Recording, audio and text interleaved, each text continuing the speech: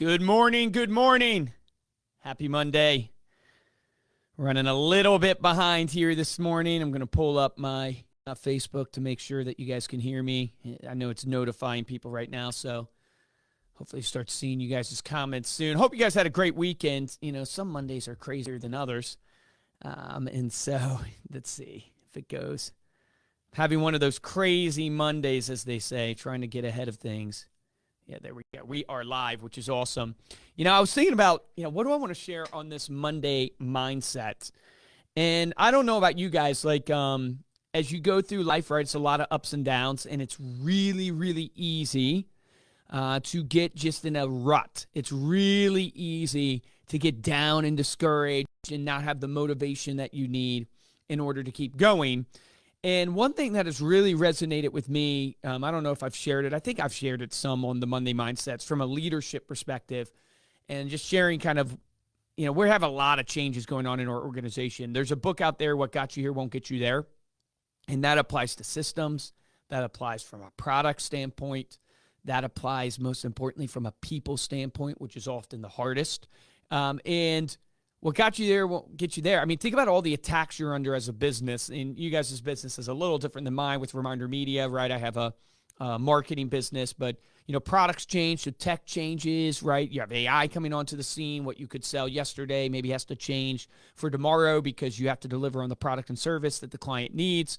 But then you have system changes, right? Because you want to implement new systems, become more efficient. And then you have people changes, which are often the hardest because those people have been with you a long time. And I've been through a lot of those. And I've been really learning what it means to be a values, vision-based leader versus just a relational, results-based leader.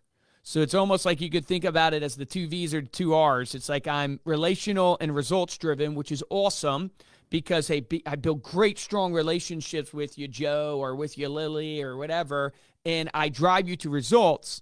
But at the end of the day, the problem with that is it's really hard to make really tough decisions on people and their abilities because you're just judging them on, or you have a great relationship with them and you're just judging them on like tangible results versus nuance-based results, which are more intangible, right? And that's the hardest thing in business is the black and white things, like did you get the sale, did you not get the sale? That's the easy thing to judge people on.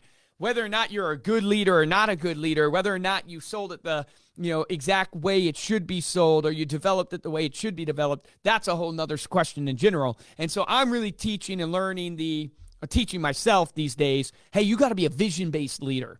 And vision-based leaders, they act differently, right? Because it's not about the people, but in order to have a great business, you need great people, but it's about the vision. So it's about finding people that align to the vision. It's about finding people that align to the values versus just finding people who can perform a certain task. And I had a new hire lunch the other day where I was sharing with our organization, all these new hires that came in. I said, hey guys, the reason why I meet with you now, it's probably 15 people that I was meeting with, is because, after we reached, probably 150 people, kind of the Dunbar theory, I started to not know everybody in the organization. And I remember specifically walking down the halls of Reminder Media back when we weren't virtual and running into somebody. And I was like, hey, can I help you? And they're like, oh, I work here. And I was like, ooh, that's a problem.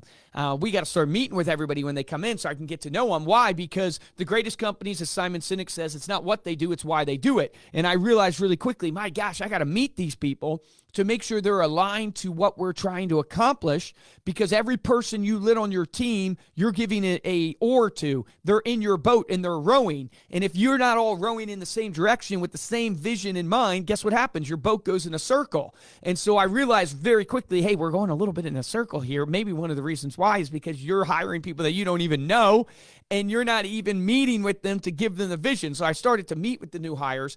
And I share with every new hire, I go, look, guys, I don't want to hire people just for their technical skill. We had about 12,000 people apply to be on our sales team just last month. Just in the month of June, we had 12,000 applicants for our sales team.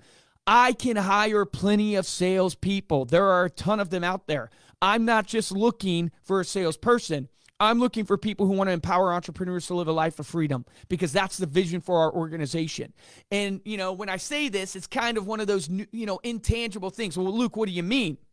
And I share with them the example of accounting. I say, hey, look, our accountant Meg sits probably 15 feet from me out there. And I want Meg, when she goes home, I want her to look at her relatives, her spouse, her family. When they ask, hey, what do you do, Meg? I want her to not say accounting. I want her to say, oh, man, I empower entrepreneurs to live a life of freedom.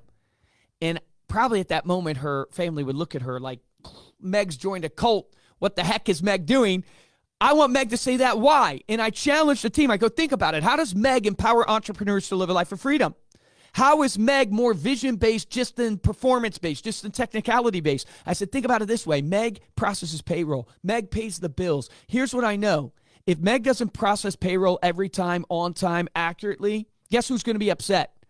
I guarantee you our sales team, who's very motivated by income and by money, is going to be very upset because they're not getting their paycheck. And if they're upset, do you think they make more calls or less calls? They make less calls. And if they make less calls to our prospects, do you think they're helping more people sign up for our program or less people?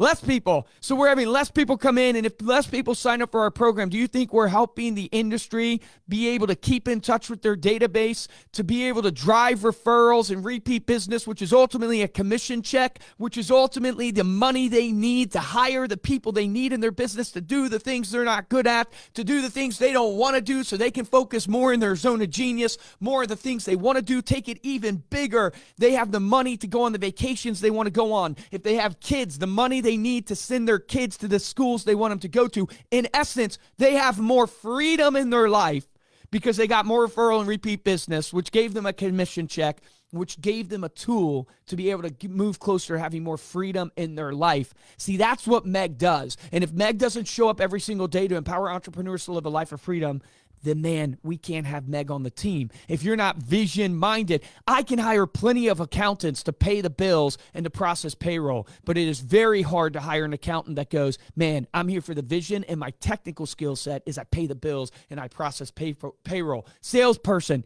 you can make $150 a day. Man, I had 12,000 people apply last month that can make $12,000 a day, but what I'm looking for or $12,000 a day, that can make 150, 200 calls a day. But what I'm looking for is someone that understands why and has a desire and a passion. Now, here's where it all comes together as a vision, values-based leader.